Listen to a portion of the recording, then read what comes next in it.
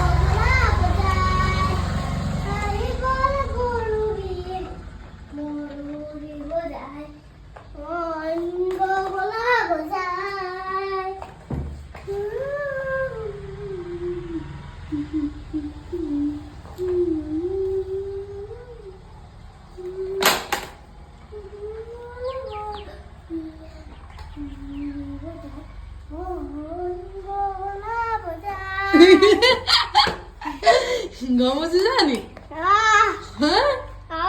কেলে তুমি মুচিবলগীয়া হ'ল আজি ঘৰটো?